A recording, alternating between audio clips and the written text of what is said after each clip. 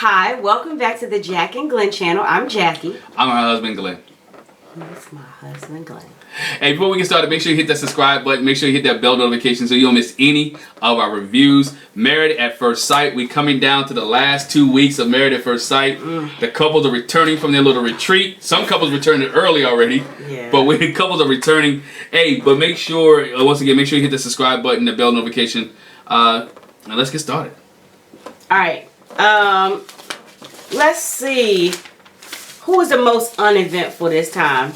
I guess we could go to Myrla and Gil. Yeah. We'll do Myrla and Gil, then Jose and Rachel, and then we just go the debacles. The debacles. Yeah. Yeah. So we see this episode is the one where the couples take their spouse to where they grew up at. Yeah. They share, their childhood. And so we see Gil is the first one between him and Myrla. He takes her to the apartments where he grew up in. Mm-hmm. And we find out this is the apartments where his dad got killed. Yeah, it was sad. Man, that thing was sad. It was sad. I mean, because he said it never taken anybody there before.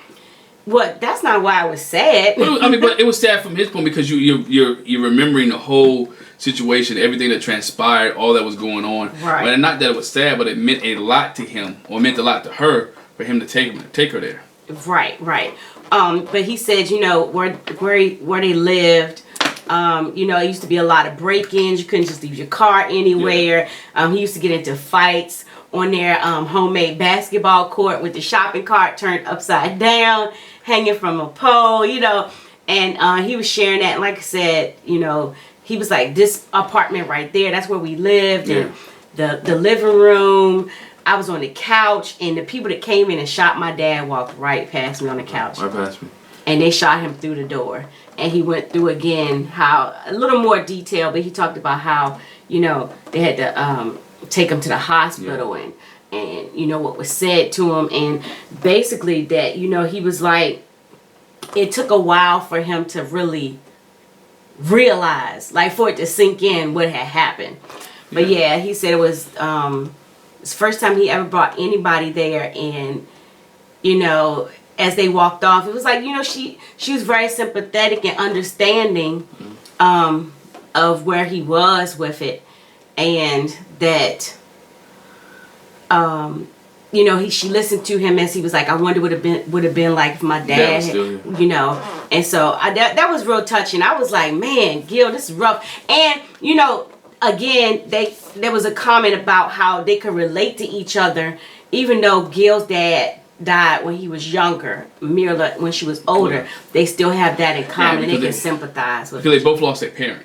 They lost their parent, and you can sympathize in the same type of way too. Almost kind of the same type of way. So traumatic event, and so they could connect on that level. And I think even from her, you saw the more compassionate side. Mm-hmm. Not that we haven't been seeing it, but you really saw it this time. That she really was like, what, I'm feeling you. I understand. I know what you're going through, and you really saw Gil, put things in perspective of, even when he was thinking about what it could have been if my dad was still alive. Mm-hmm. Anybody who lost parents always have that always think about what it would have been if my dad was still alive. Whether, we talk about that with your dad, about with our kids and how he would have interacted with them, how he would have dealt with them. The joke that we had a couple of weeks ago, would he have had a Facebook? Would he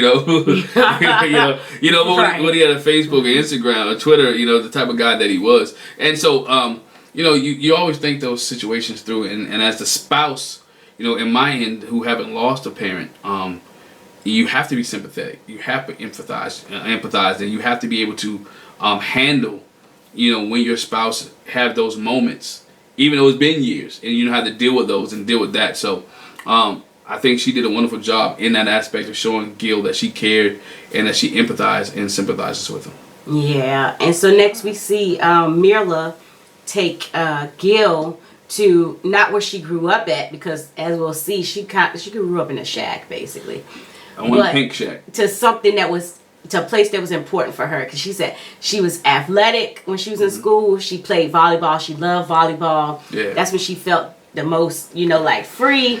And so they go to play volleyball, and she's like, I never played one-on-one. What are we gonna do? And so they played each other. Before you get there, she still had her same jersey. Oh, I'm about to get there. Oh, you about to get there? Okay. I was about to get there. Okay. Yeah. Yeah. She had the same her senior year jersey. Yeah. She was like, I can still fit it. I got more muscles, but she says I haven't worn it in let's see, 16 years. She says 16 years. Mm-hmm. So she was like, okay, be impressed with me. Look, I can still fit it. She gonna make sure he saw that jersey. Like, yeah. And even he was like, at one point, would you like to move back to Roma and raise your kids or whatever? And she cut her eyes at him like, we're not going back to that poor place. No. Like, there's nowhere in the world I'm going back there. I done came out. I'm free. Yeah. She's like, I ain't going back to Egypt. I ain't going back to Roma. I ain't going back there. Yeah, she said growing up, they didn't have a car. And so it was a lot on her mom to make sure she got this place and that place, and even for her, because sometimes she couldn't rely on her mom to get her there. She had to figure it out, and that's what she said. Growing up, that molded me. It made me into somebody that had to be self-sufficient and figure out what to do with my life. And so that's why, as a background, and then of course she shows him a picture of the little like one-room hut. Well, like shack. five, 6 people living in it. Yeah, shack that they lived in with the tin roof. And she was like, this is why I like high rises, because look at how I grew up. I don't want to be in that state anymore. Yeah. And he was like, but you don't have to have a high rise, She don't never be low to the ground, though. Nah. She never wants to be low to the ground. And I mean, I can understand it, and I get it. We know people, and I know people that they grew up one way and they never want to go back to that direction or that way again, because this is not that it wasn't good, because I think, growing up, I say growing up living with my grandmother at certain times in my life, you didn't know you was poor. I mean, you didn't. You just knew you had fun, and then it was a rough house. When you look back at it now, like, how did we ever live up in this piece? How do we live up in here? So, which I can relate to her on that aspect, because when you come from humble beginnings and you're able to achieve a little bit more, you appreciate where you came from. Mm-hmm. Later we see Dr. Pepper comes to see them, and she starts the conversation like, you called her a negative Nancy.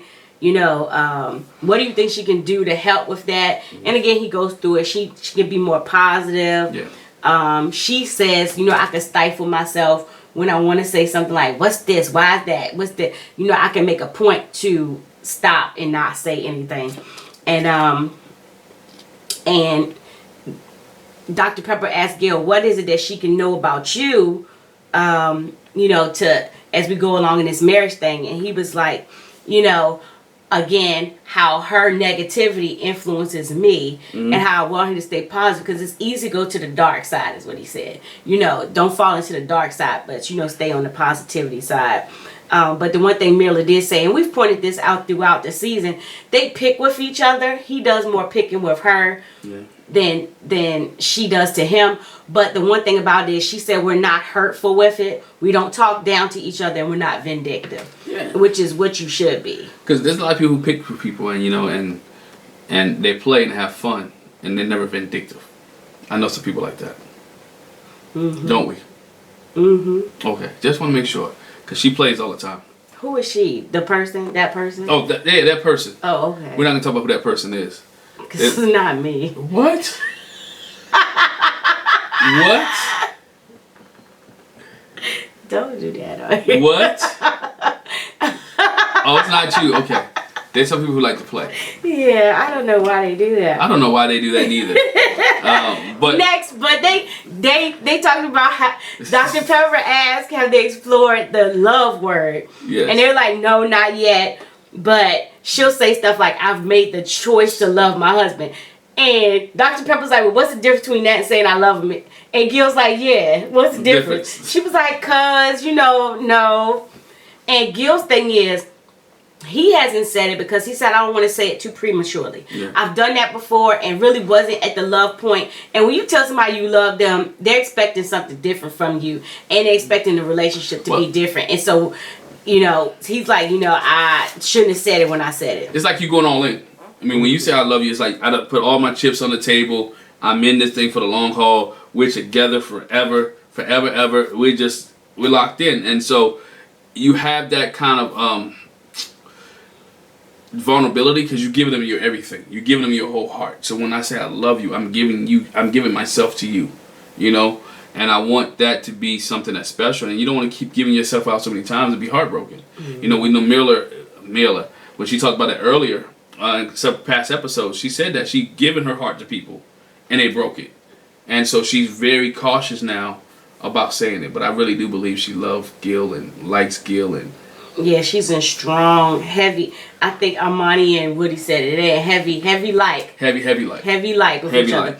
The only other thing with them is Dr. Pepper had asked, have you talked about the tough questions like how much do we need to save for a house? What about kids? And they were like, we talked about it. We haven't put a number on it, but like they said, oh, we need 20% down payment for a house. You know, for her, for kids, she wants to have enough so they can get a nanny. But also do other things like still take care of the mortgage, still take care of this, take care of that, simultaneously, and do their trips.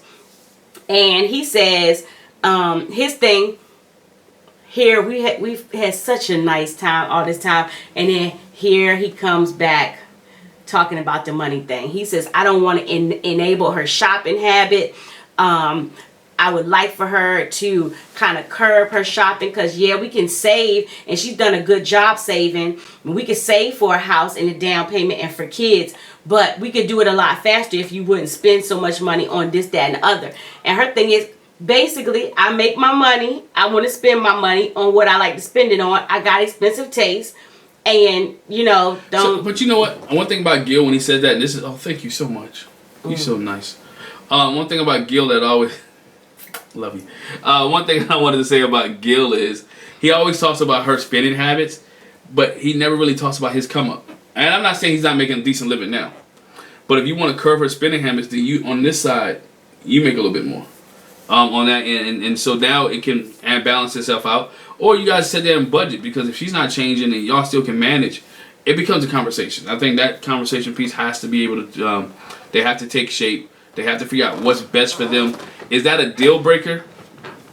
It shouldn't be. It shouldn't be. No, it shouldn't be a deal breaker. I think that's something you can work towards. I think even if she gets towards the house, here's all the numbers.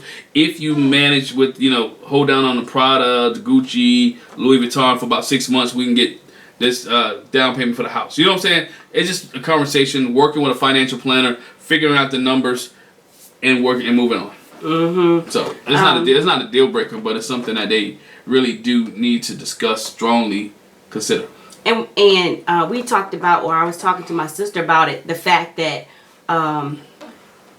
it shouldn't be a deal breaker.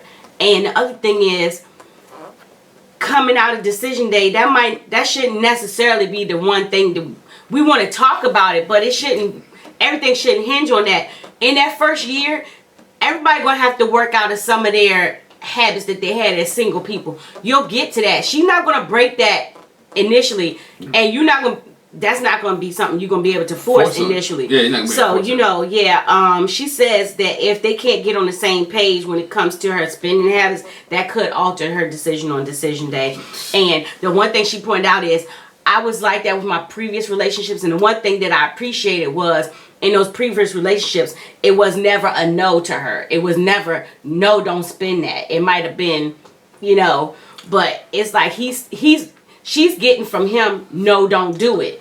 And her thing is, again, how you gonna tell me how to spend my money?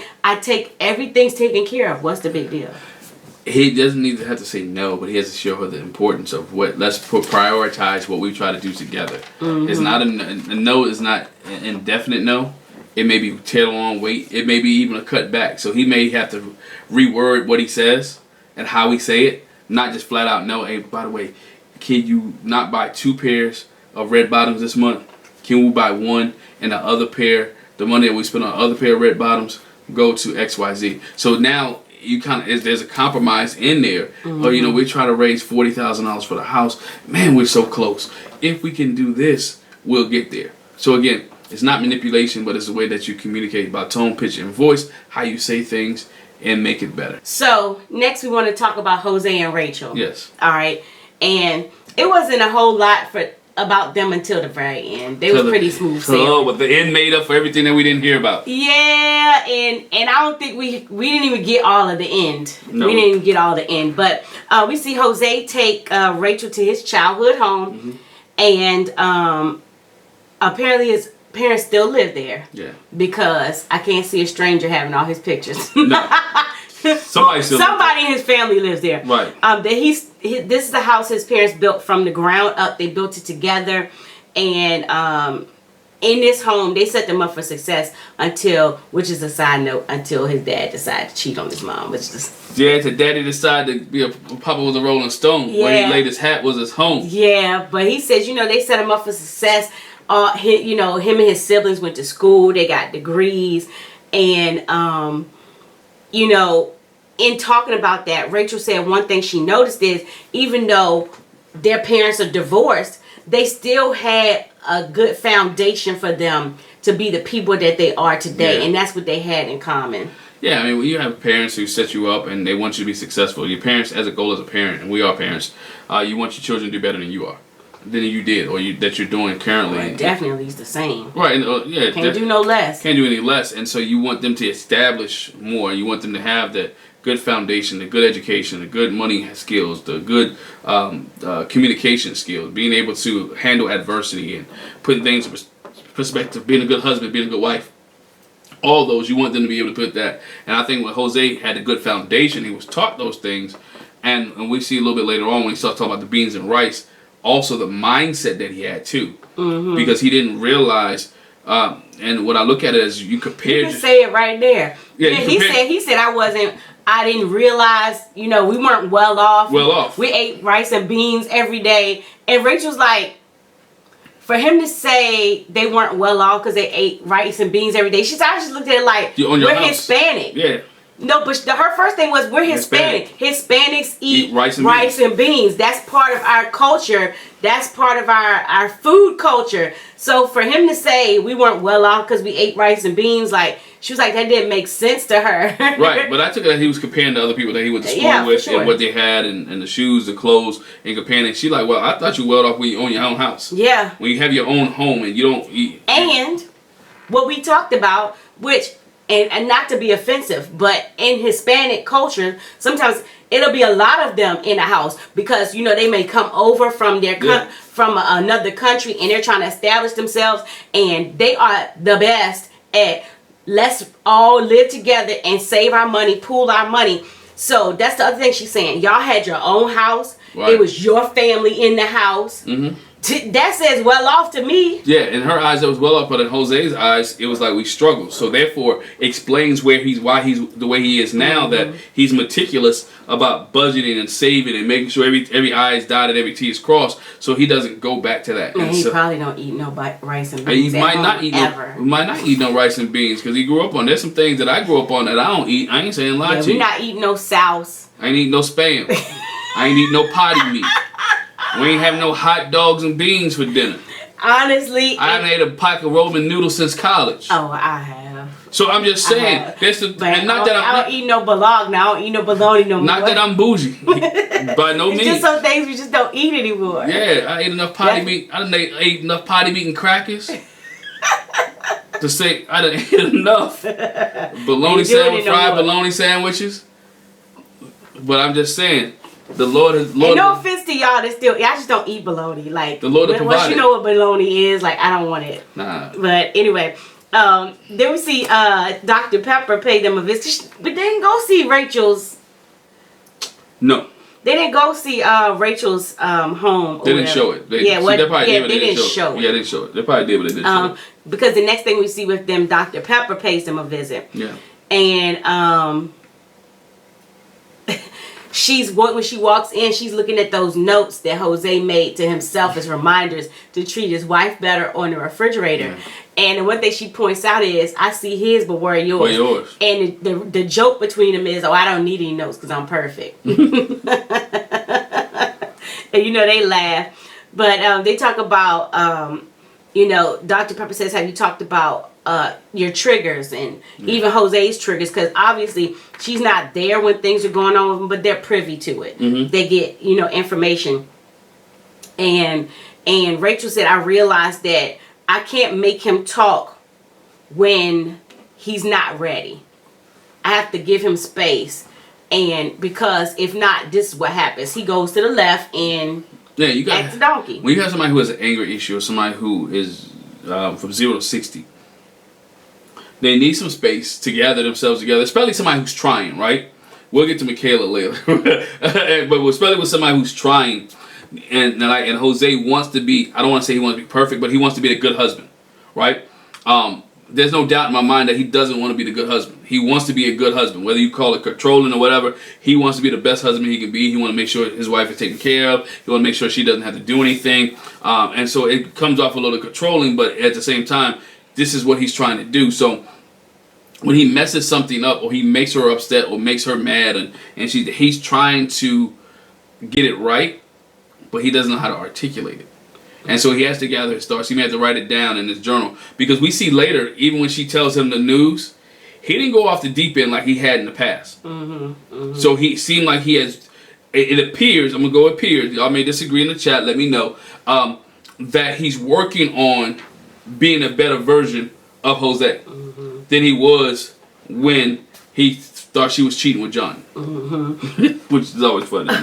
For her, she said what she had to come to the realization is I had to get past my fear of rejection, because for him to be mad at me and he's not talking to me, she felt like, oh, he doesn't like me, he doesn't love me, like that's hard. But she's getting past that and realizing he just needs his time. It doesn't mean he doesn't care. It means he does care, because he's taking the time so he don't go off on me. And we don't make it something bigger than it is. Jose says, he had to learn how I can scale back his doing everything for her, wanting to feed her and brush her teeth and just be a provider. He's had to scale that back, because I still want her to be the independent woman that she was before we got together. I don't want to infringe on her independence. Because when we first got together, he treated her like she was 6, right? Let me brush your teeth, let me make your lunch, let me do, again, trying to over pamper, but taking away the independence. And you have to have a balance. And he didn't understand the balance. And so I'm glad now, 6 weeks in, that he understands the balance that you have to have in a marriage. Because you got to feel like, again, communication with your wife. If they were dating, they would know this. But he's coming into it blind, so he has to learn what Rachel likes, how independent Rachel is, what she likes to do by herself, and what she wants him to do for her, and how they are compatible in that realm. Yeah, he said he needs to be listening more. And with that, Dr. Pepper's like, well, have you shared some of those things that are hard to tell secrets? And Jose was like, no, I think all our cards are laid out. And Rachel's like, there is something I want to say, that happened the night that she got locked out. And so in that space, we don't hear them talk about it. But they come back later as they're going to bed, and she talks about the fact that she brought up the touchy subject. And so she feels this weird energy, and they need to address the elephant in the room.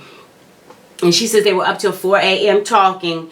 And what she did was she told him, the night you locked me out, she tried to knock on the other Married at First Sight couples' doors.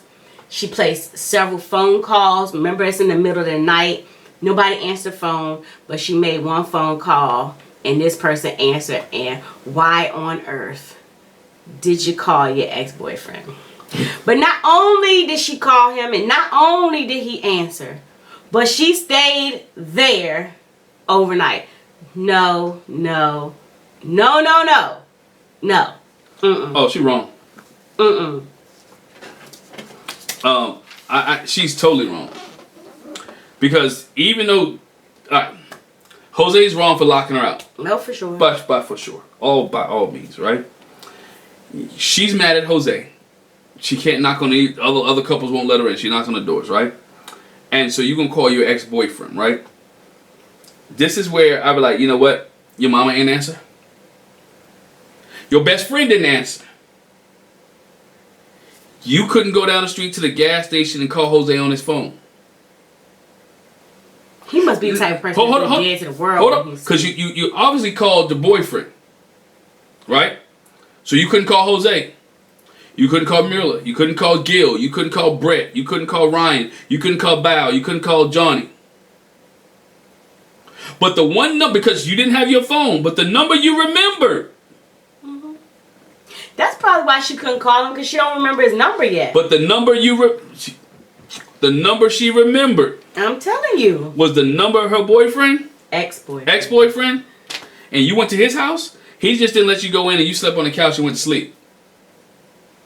No. Because when he let you in, y'all conversed for a while. Well, this is the thing. And this is the thing. And I'll say this too. Sometimes you have boyfriends that are ex-boyfriends. They really are ex-boyfriends. Like, you are friends with them. There's no way on God's green earth y'all will ever hook up.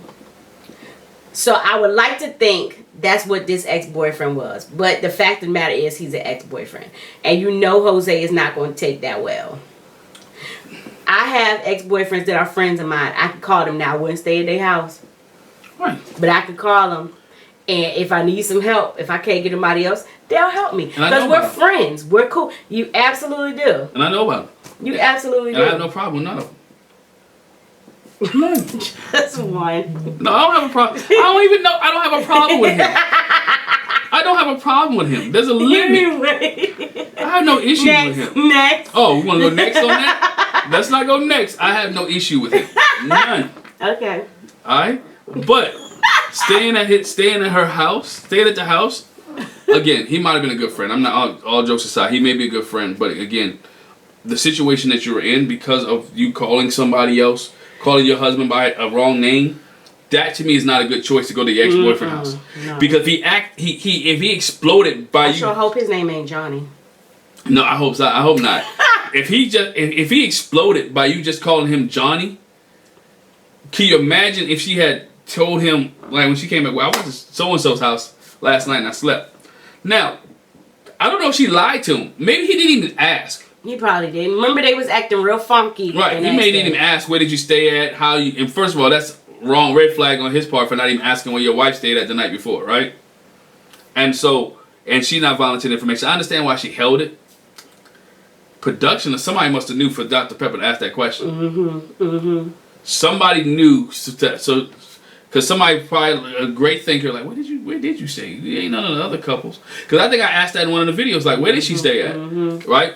I was assuming she went back to her spot. Which they like, she didn't have her keys, so she couldn't get in her spot. Right. Call her mom. Call your mama. Go to your mama's house. Go to your best friend's house. Those are places you can show up unannounced. Ex-boyfriend seemed fishy. Yeah, and you know Jose was like, his whole thing is trust is a non-negotiable. Yeah. And I'm not saying she did anything. It just doesn't seem right. It doesn't look right. The appearance of the thing. Don't let your good be evil spoken Don't let your good be evil spoken. The appearance of the thing. Yeah. And I wonder why production ain't follow her over there. I wonder if they got footage of that. He talks about the fact again that how his dad cheated on his mom. So, trust is a big thing. And she said she wasn't trying to hide it from him. She wanted to tell him, but she just wanted to do it at the right time. And, she didn't want him to have any suspicion. But she also didn't want to tell him in a way to guilt him. You put me out. I had to go to my ex-boyfriend. Yeah. So she didn't want it to come off like that. So she wanted to tell him. And so that was the best time. But she didn't want to keep anything from him. But she did it right. Jose looked like he felt some type of way. He was some type of way. Which I understand. He felt a little upset, but he was able to put, like I mentioned a few minutes ago, he was able to put it in perspective because he's working on him, and he realized and he believed the fact that she didn't do anything with this young man, and so he's good. Right, as he says, he's all right. Yeah. Okay. Where we going next? Bound Johnny. Yeah, because it wasn't a whole lot with Brett and Ryan, but it was a bombshell on that one. So they all got them. They all got them. Yeah. So Bow and Johnny, they come back from their trip. It's like she feels good overall about the trip, but she and Johnny really didn't interact. And she asked him, how did you think it was? He was like, oh, it was fun. And she like, it was fun. We didn't deal with each other. Oh, I get it. Okay. And she's like, we're back on level 1. Because that's where he wants to be. And she said, I'm not comfortable being at level 1. And she said, I got people that I'm on level 3 with. On airplanes. On airplanes. And we do, you know, it's like, you're my husband. Why are we level 1? I mean, this is like, it's almost negative level. This is so bad. They don't even talk. He's like, I'm going to take a shower. Yeah. And he walked around the house before he even got in the shower, like, hoping she would say. She goes out and water the plants on the balcony. It's like they're roommates, and they can't get right. It's bad. She done gave it up to him. He done got the goodies a couple of times, all that stuff, and now he can't get right with her. So it's like it's bad. It's bad. Their relationship is they have no communication whatsoever. None. But he takes her to his childhood home, and he said he lived there up until a few years before. And they don't go inside the house, so I'm taking it somebody else lives there. Or it may be that his mom lives there, and again, it's the same thing with the barbecue. He doesn't want to take her around his family. Yeah. I'm going to say no one Johnny, lives there. stop it. I'm going to say family doesn't live there. Stop it, Johnny. But he shares some old pictures, and he talks about the fact that he doesn't really have any real memories of his dad being there in the home. And what he does have is bad memories. Yeah.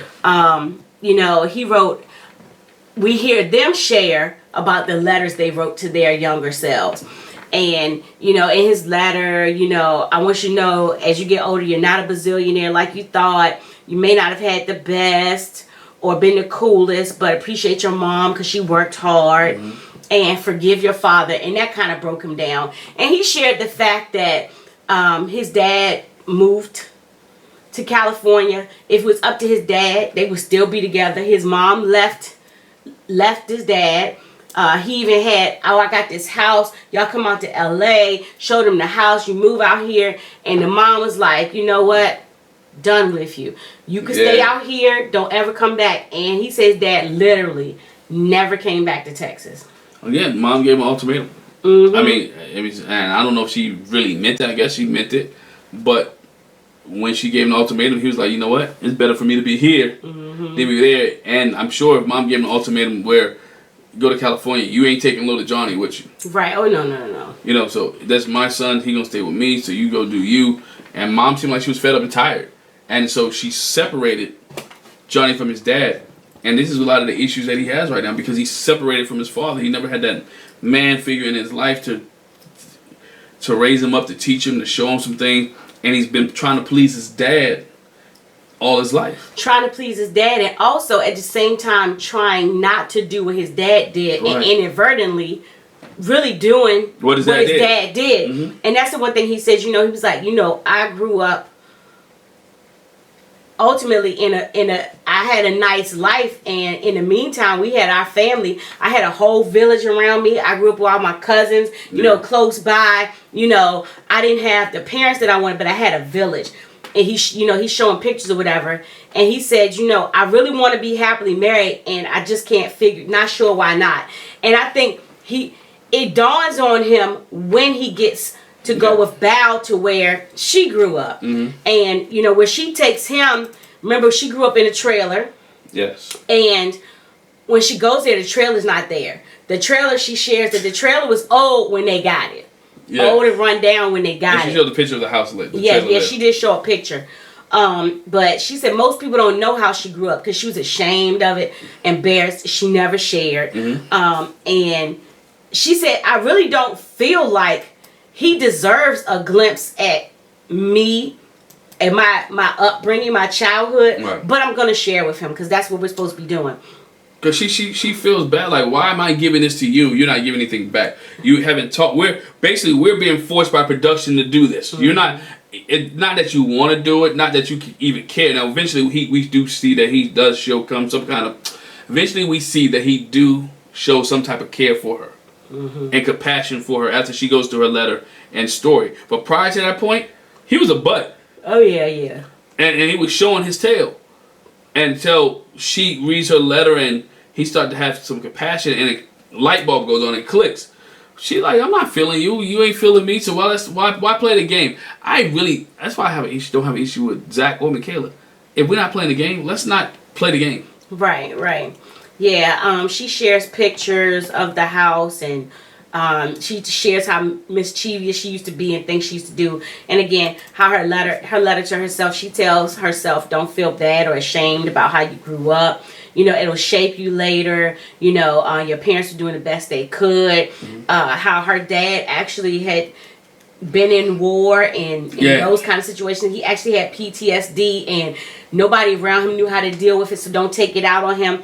And, you know, try to understand his hurt. And as she's pouring out, you know, like you said, Johnny does find it in his heart to show some compassion.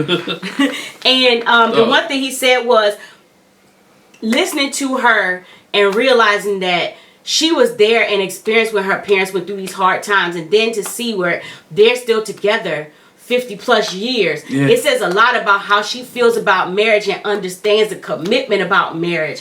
Which is key there, because Bal's seen commitment, right? In her life, she's seen the highs, as she mentioned, the highs, and see the lows. She's seen the pours of poor, when people making fun of her dad, when they called him the neighborhood drunk, when they was telling other kids not to play around her, not to be around her because of her father.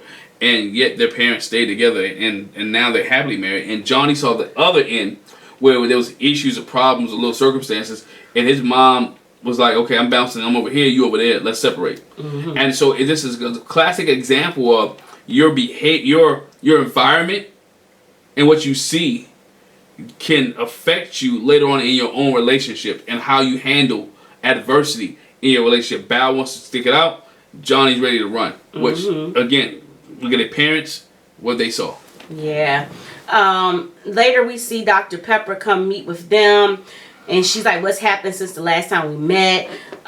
They agreed to work on level 1, and and the concern is that, you know, that can't escalate. Like, where do we go from there? And he says, you know, she says, have y'all learned everything about each other? You know what? And Johnny drops the bomb, first bomb. You know, I've learned, I don't think we've learned everything that we can learn, but I've learned everything I want to learn.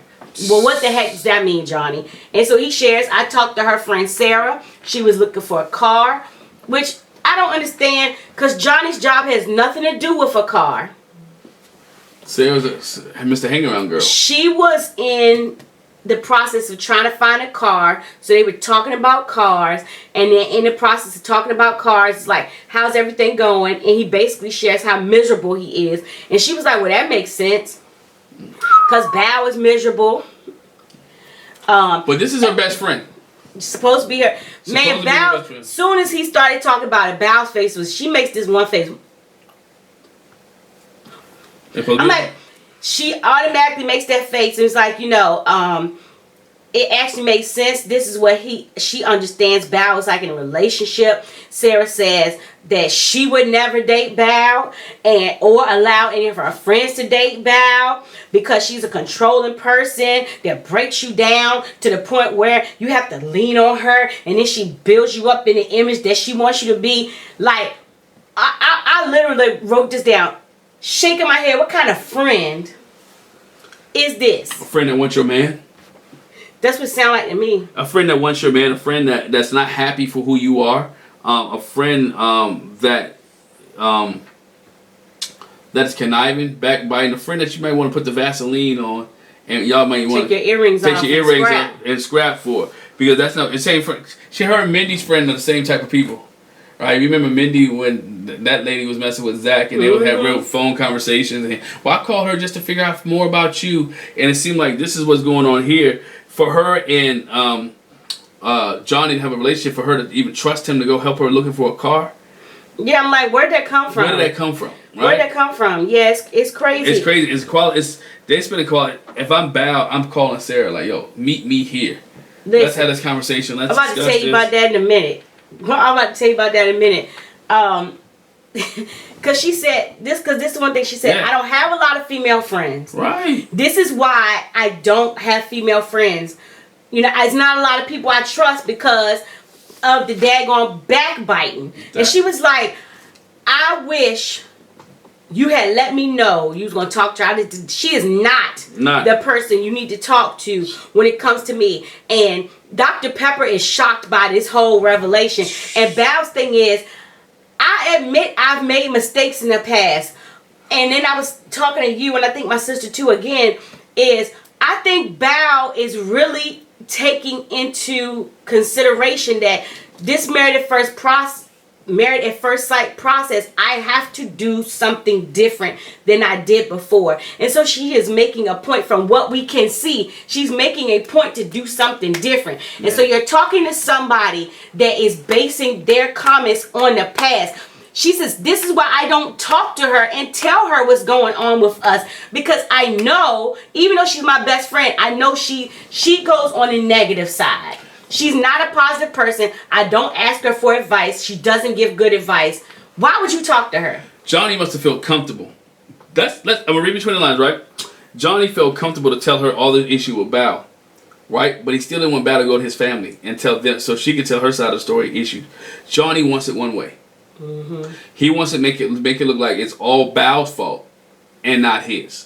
That everything is Bao and that I'm doing everything I need to do, and Bao is the one that's destroying. And so he found the person to co-sign with him on this. And so guess what? Sarah co-signed. And she may have alternative motives.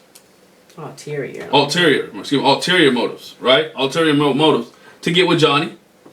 Or she may have ulterior motive. I just don't like Bao. And I've been lying to her all the time that we're friends. Anytime I get a chance I'm jealous. Or I'm jealous. She on TV, I'm not. Whatever the case may be, as a friend, you shouldn't be coming back to this wife. You should be coming back to your friend's husband, running her down. No. And as a husband, you shouldn't let your wife's friend run her down. But he would, because he is looking for anything that he can disqualify her and null and void this marriage. Yeah. He's looking for anything that will justify his feelings or whatever. Which, to jump ahead, that's the one thing Dr. Pepper said. I want you to consider that telling Bao, run it down, how the conversation went, what was said that Sarah shared that you could identify with in your relationship. Share that with her. You know what I'm saying? And Johnny did not want to do that. When it came time for him, and then Dr. Pepper said, and then what is it that makes you believe she is the ultimate authority on Bao? Why are you taking her word as the gospel? Because they got a relationship. Him and Johnny and Sarah have a relationship. They've talked more than just this opportunity or this time when he was helping her with a car. She must have, because the thing about it, we're friends, and I'm not, the first day that I meet I'm not going to tell him all your dark secrets. Right. I'm not going to tell him I'm going to get to know you. I'm going to get to try to build a relationship with you. And then still I'm not going to tell you stuff that I know about your spouse, because that's between you and your spouse. She should have told you that stuff. I'm acting like I don't even know that stuff. Yeah, it's not my place at that point. Yeah, it's bad. Unless he's really venting to her and she's venting to him, and now they. But you still shouldn't be venting. You shouldn't be venting to my friend. No, not at all. Yeah. Dr. Pepper's like, I know you don't want to do the emotional work, but I feel like there are some things that you need to take in from each other's perspectives and feelings, and that might help with the healing. And Johnny's like, Bao agrees, but Johnny's like, So they're eating dinner later. And, she says it'd be beneficial to talk about some things. How does he feel about the session? He said it was good. What? I literally wrote, huh? It was good? Okay. And, she said she hated bringing Sarah into this. And, he hated bringing Sarah into it. Yeah. But she said he felt like she had good intentions by sharing this lies. Nobody has good intentions running their best friend down to you. You don't. And then for her to say, I already said, Bao said, this is why I haven't shared anything with her. She's negative. She don't give good advice. She thinks basically, well, we're finding out she thinks the worst of him. But she said, I feel betrayed by you and her, but especially her, because she's supposed to be my friend. I feel betrayed. And so he said, again, what did you talk about? Him and Han, and what he said is, she asked me if I'd taken the time to understand you, and asked, can you wake up to this every day? and wake up to this and go to sleep with this for the rest of your life. That sounds like somebody who wants your man. Can you wake up to this can you wake up with her every day? That sounds like somebody who's trying to get him to divorce Bow and to get with him. I don't know. Y'all let me know. But it sounds like she's trying to she's trying to slide in there. She's trying to play her card. She's trying to shoot her shot. That's what it sounds like. And his answer was no. When the relationships got to the point where you need to walk away, he was like, I don't want to do any more harm than has already been done. And he said, so I'm done talking because things he would say would be very damaging. Let me tell you something. On this show, in your relationship in real life, so it may be some times where you're going to have to talk about some things and say some things. It's going to hurt feelings. But guess what? It got to be hashed out. Because I sure would hate. I don't want to say that. Because the other part is you leave the other person to speculate. And fume and stew and make up their own stories. And you are putting your life at risk. I'm just going to say it like that. Yeah. You putting your life at risk. Because, you know what I'm saying? It's only so much people can take. And I think Val's a sweet girl, but she getting to the limit. And bro, you don't want to tell me again that looks shysty. It looks like y'all been dealing with each other. You sleep like this in 1 hour, like, man. And so she was like, look, that's fine. I'm open to talking. Yeah. Come back and talk to me anytime. Ball's in your court. And he's like, once again, this is why it feels like it's always a blame Johnny game. And you're wrong, Johnny. You're wrong. She said, I don't feel like I should have to walk on eggshells. Bruh, put your big boy draws on and say what you got to say. Even if he was like, I don't want to talk about this on the camera. You don't even want to tell her. It's not fair for you to run me down. You don't want to. And then you don't even want to say nothing. You don't want to tell me, 1, because you can't verify the story. 2, that you're going to be wrong whatever you tell me. 3, you may like my friend Sarah and I don't even know. We'll do another thing about Johnny. Let's move. Zac and Michaela. Okay, they haven't talked to each other since the retreat. No. He's looking for clarity. They're meeting with Dr. Pepper. Yeah. Zac requested that they meet separate. And that's how they start. Michaela shares again also that she hasn't spoken to him since he sped off. She's reached out to him though. She's texted him. She left him a message, let him know, I love you. I want to work it out. Can we work through it? And he's been radio silent. He hasn't responded to her. None of that. He went off the grid. So she was like, it's as if, well, she says he hasn't responded to me as if he didn't abandon me. We'll get to that later. That's a whole other story. Yeah, that's a whole different red But flag. Dr. Pepper talks to Zac, and he shares with Dr. Pepper, I haven't talked to her since the retreat. She has been texting me nonstop.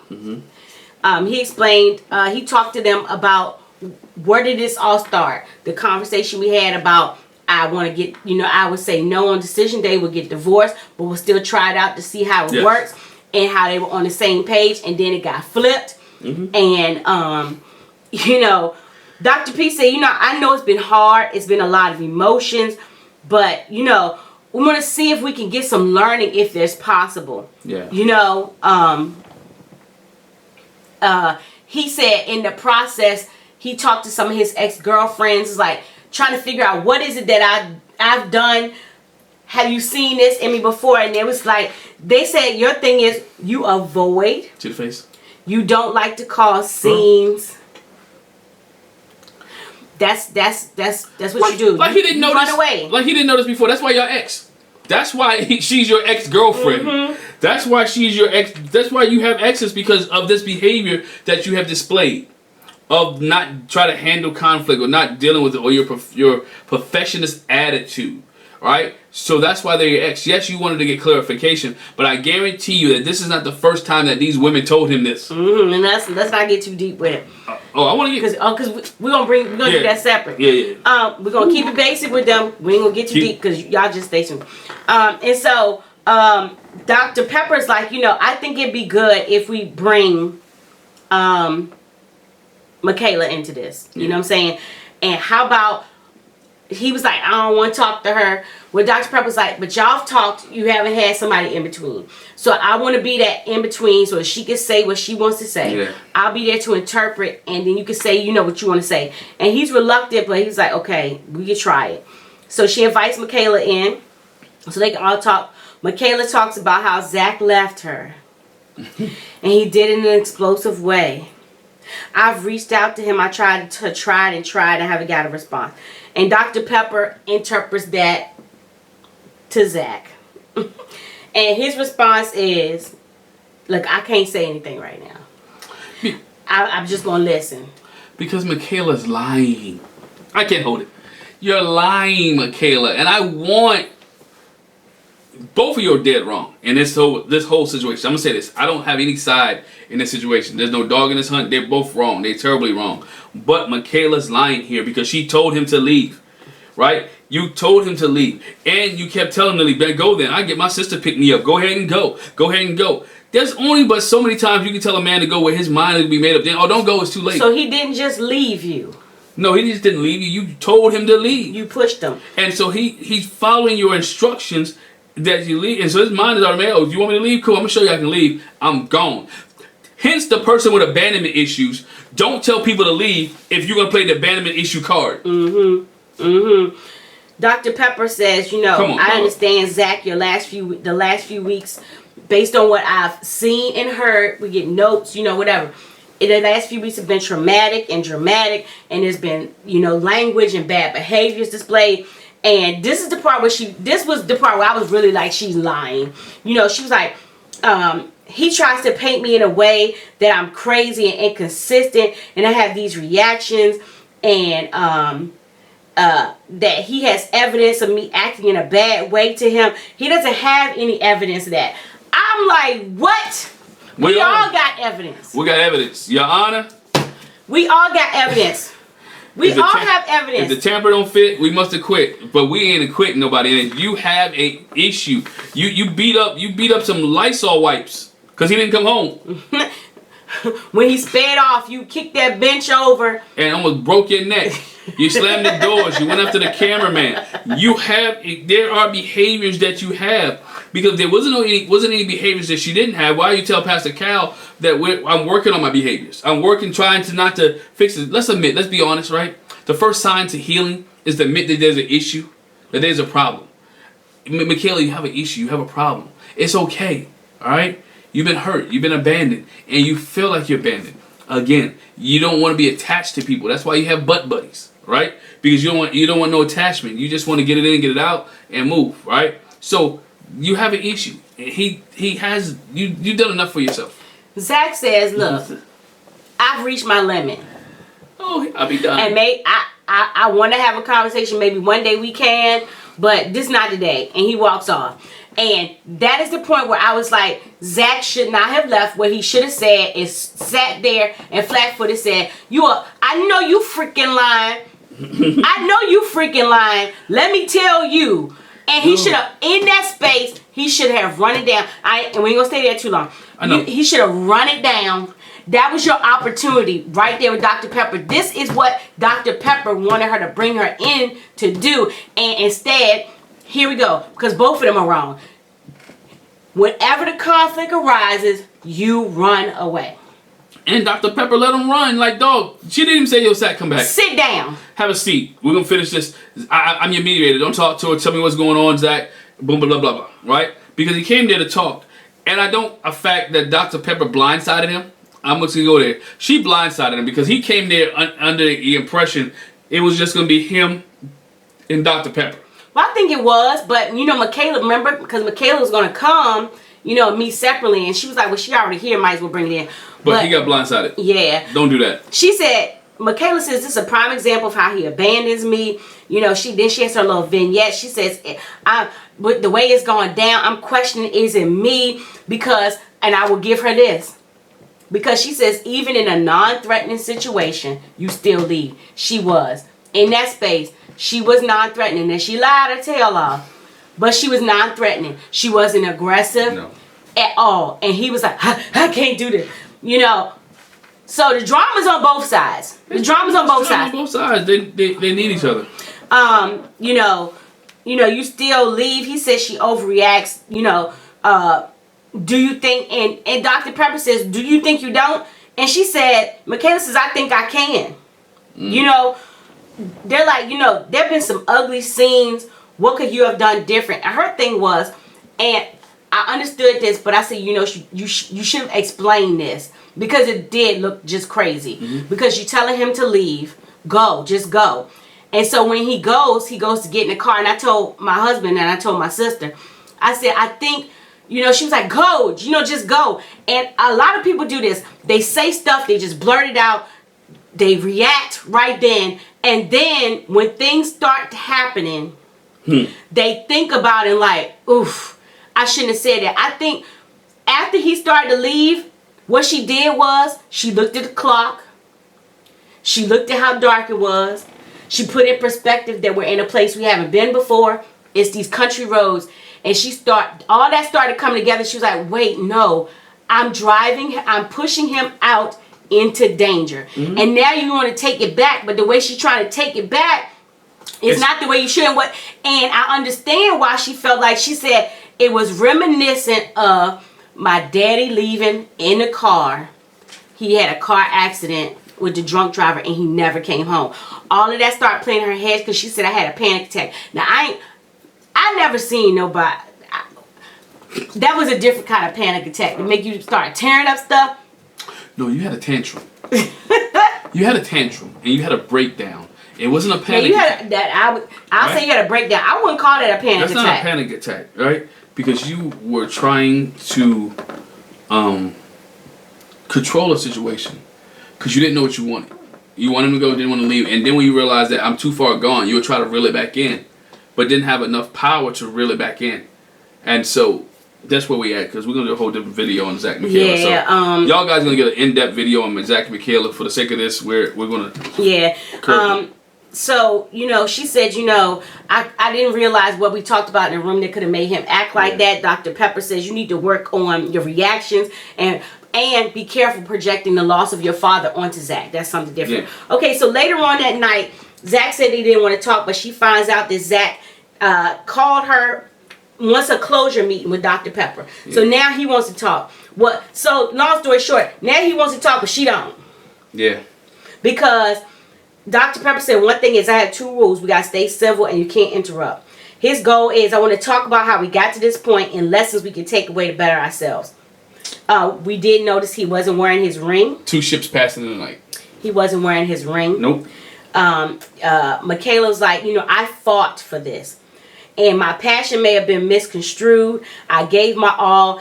I texted you. I called you. You didn't respond. And now here you are. Basically what it ends up being, you want to talk to me when you want to talk to me. When I wanted to talk, you didn't want to. So it's on your terms and no, we can't do that.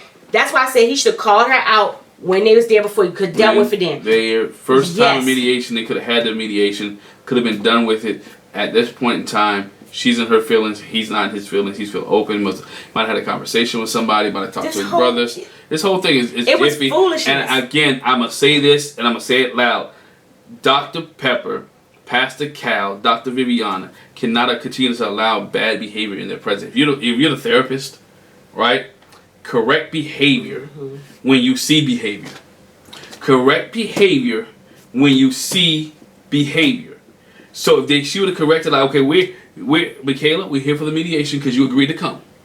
If Michaela knew that she wasn't going to talk, stay your butt at home. Right. Jac, if you knew that you wasn't going to have a conversation with Michaela, tell Dr. Pepper I don't want her to come in. I don't want her to come in. No. Again, as the therapist here, see behavior, correct behavior. I'm done. Yeah. I'm done. He says I don't want you to make it like I haven't put in as much effort and willingness as you, and I don't want it to make it like I never gave you a chance. Dr. Pepper's like, did y'all ever affirm each other? Yeah, we did. Our conversation was mostly positive. And so Dr. Pepper's like, so what you're saying is the blow-ups for you, they ruined it for you. And he was like, yeah, that's correct. Dr. Pepper's like, it's not an easy fix. And he was like, I really want to work on it. and Dr. Pepper's like, well, you know, you could have helped. How could you have helped? He was like, you know, I want us to be in the best position that whether the decision is to divorce or not divorce, that we can still talk to each other. Doggone it. He said I want her to still talk to me. This being interpreted, I want to still lay with her. I want her to still be friendly with me. Whatever the decision is, I will still want the draws. I want to get between those knees. I still want to get the draws. I still want to lay. And then he tries to butter her up. You know you want to laugh. Oh, go ahead and smile. Can we talk after this? I really want to talk to you.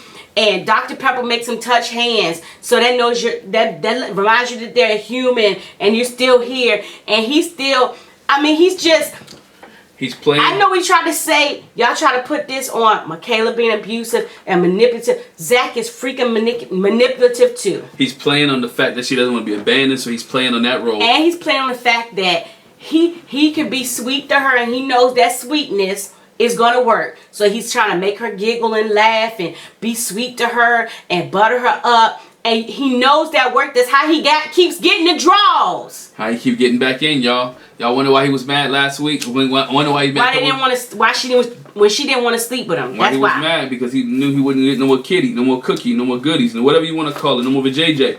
He wouldn't get no goods. They want to have one more conversation before decision day. Yeah. So they can figure it out. And they get on the elevator together and they're going to do whatever. Y'all saw, if you didn't see the preview, look at the preview. So, last but not least, we got Brett and Ryan. They suck. Tell them how you really feel, dog. They suck. Ryan takes Brett on his family's property. They're rolling around on a 4-wheeler on a muddy trail. She's pulling back her anxiety because they're going down this hill. You know, and he was like, I'm going to take it, you know, just a little bit at a time, nice and slow. She said she has words for the scariness. She wards off the scariness that she feels like, okay, push it down, it's going to be okay. He's not going to try to kill me on a 4-wheeler. Now, I don't know what he might do after this, but not on the 4-wheeler. If he ain't kill you with the gun, he going to kill you with the 4-wheeler, right? So, they go fishing. He talks about, this is him sharing. Me and my dad didn't do a whole lot of things together, but the one thing we did do was fish. Yeah. And we enjoyed fishing together. Mostly his dad did a whole lot of working on cars and trying to pursue that avenue. It didn't really work out. It really caused more arguments and it became issues. A money pit. The car game or the car business between dad and brothers became a money pit and became an argument between dad and mom.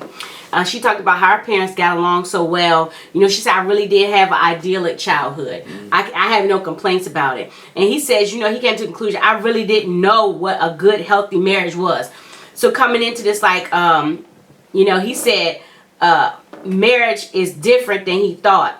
And she said her idea of marriage is pretty much the same before Married at First Sight and after. And the one thing I think she said is she was like, later on, she says, you know, Brett didn't have no idea how to do a marriage, but you know, they share a lot of anecdotes, and in the memories that he shared, she said it helped her better understand him and be more comfortable with him.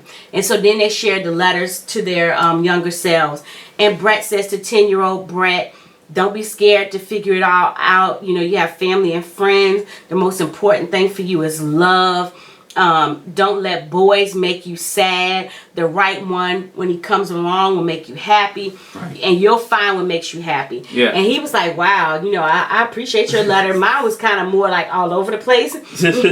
And, you know, he shares his letter. He's like, you know, don't question your decision. Your decisions are what got you to the blessed life you have. And his really focuses more on what happened to his friend in 2019 when his friend died of, you know, a freak work accident. Yeah. And, you know, he expressed, you know, that you should love and care for the people that are there with you. And, you know, he got real emotional thinking about it. And, you know, that, again, drew her closer to him.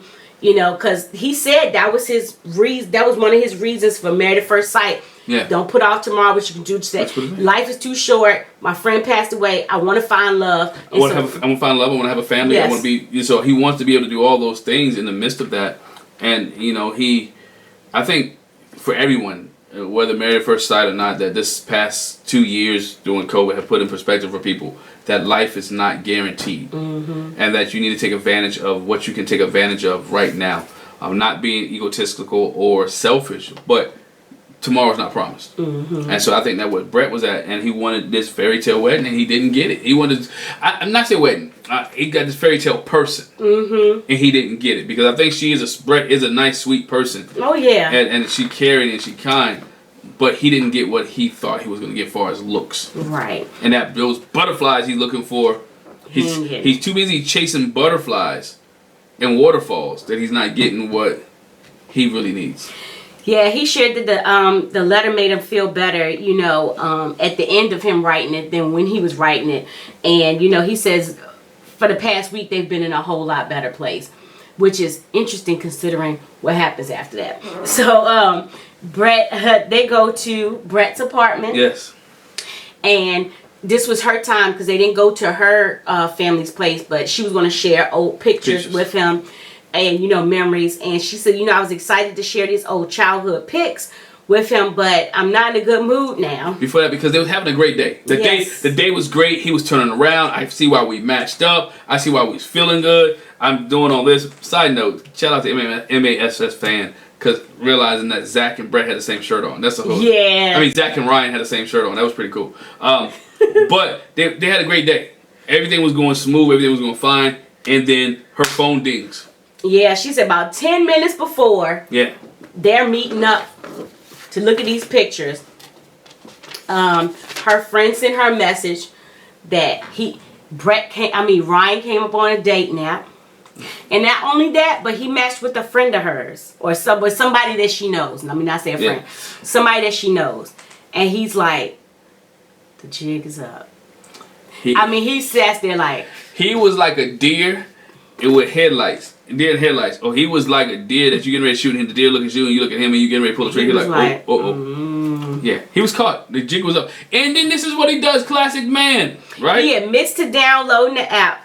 But he says it's not active, though. It's not active. I didn't complete it. I was waiting. And I didn't know I matched with somebody. I didn't talk to them. I didn't have a conversation. And she was like, you know, bruh, you could have at least waited. To the decision day. You could have waited a week. We have, at this point, they're like 7 days. 7 days. They're less than 10 days. But it's not active. But if it's not active, how did you get a ping? If it's not active, how do you match with this person? She was like, look, y'all this know, I'm not good. I've never been on a date nap. So she's like, this not good. You know, you could have been honest about it. Yeah. And she was like, it doesn't line up to what you say you want to do and who you are. That you want to be honest. And it's about respect. This ain't it. She was like, bro, this not it. It's not respectful. And he said, I'm sorry it came out in that way. You know, I'm sorry this came up in that way. And, you know, can I show you it's not active? Can I show you, I didn't have a conversation with anybody. I didn't talk to anybody. You know, she said, well, it's obviously you download. The point is, I don't care if it's active. I don't care if you know you got matched with somebody. The point is you downloaded the app. It's the before app. We even said no. Let's not justify. It's not that I don't expect you to do it. Because that's what you did before. You're not happy here. You're obviously going to move on. But could you give me the respect and wait till you could you wait till we're sitting on the couch after you've said no and then pull it up on your phone? Could you wait till you're walking out the door and then tapping it and making it active? Can you put it on your burner phone? Can you use your burner account?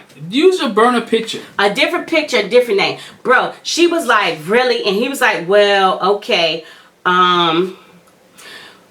I'm just going to go ahead and get out of here. And she's like, okay, yeah, do that. And on the way out, he was like, she won't look at it, but can I at least show you? See, it's not active. I didn't talk to anybody. You know, I didn't know it got matched. And the producer's like, send it to her. Don't send it to me. What you telling me for? Send it to her. I ain't the one you married to. They take his message and put it on the screen. And she's reading it, and it even when he wrote, didn't make sense. You know, it's like I didn't mean for it to show. You know, I didn't mean to download it, but whatever that bullcrap was.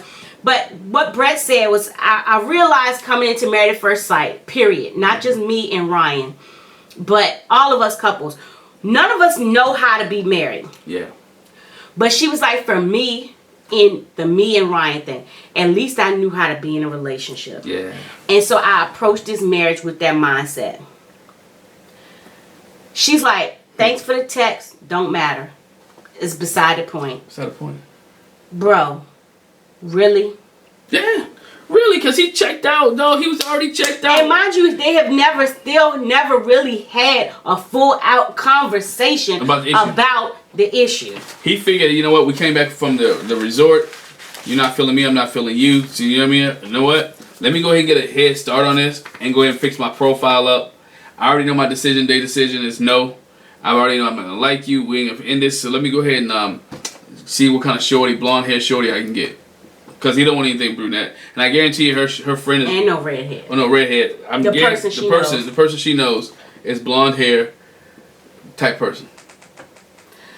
A mess. Ryan, really? With your bags under your eyes. He got caught. With your back. The nerve of you. And she's a pretty girl. She's sweet. And that's the part that irks me too. He always talks about how she's such a good person. Yeah. She's got a great personality. She's sweet and all like that. And I'm like, but then you do her like this. Yeah, do it bad. And I got to watch Unfiltered. Didn't watch Unfiltered to see what his response was. So I know some of you guys put in the chat about Unfiltered. Had not watched that yet. But we'll maybe get a rebuttal video or something about after we watch Unfiltered about what Ryan said about the girlfriend. But at that point, it doesn't matter. He downloaded the app. You know, as a married man, if I download a dating app, what does that tell you? Mm-hmm. That I'm trying to go on dates. Mm-hmm. Right? So you downloaded the app. And you're trying to go on dates, and you're still technically married. Mm-hmm. So you're wrong. You did wrong. All kind of bombs got dropped. It did. Bombs got dropped here. 2 weeks left until decision day. No, less than that. Less than a week. The decision day. We get to see next week. They get to meet with family, and they meet with families and see their own families. See what kind of decisions they want to make, and see how they're going to shape up. I told my wife this when we watched. I said, you know what? This decision day special better not be 2 hours, because unless they showing a lot of them hanging out partying afterwards, a lot of these relationships are you already know the decision for these. It's over. Right? You already know about at least 3 or 4 of these that you can determine that, you know what, this is not going to work. 3 definite, and we'll put that out there. 3 definitely. Yeah. We know it's like Zac and Michaela. In our opinion, no spoilers. Ryan. None of these are spoilers. Yeah, no spoilers. In our opinion, we think these are the 3 that are definite no. Zac and Michaela, Brett and Ryan, and Val and Johnny. Rachel and Jose is a crapshoot. I feel like Mila and Gil, I'm leaning on the side where they'll say yes, but if it's a money thing, that's and Michaela and Zac maybe because I always go back to Jamie and Beth, crazy like crazy. Yeah, but he said he ain't crazy. So. Just her. Them draws might be good enough for him to say yes. Anyway, make sure you hit the subscribe button. Make sure you hit the bell notification. Thanks for joining us tonight. Thanks for each and every one of you guys in the chat box. We'll see you guys down the road. We appreciate you. Once again, subscribe, share, and hit the notification bell. Bye.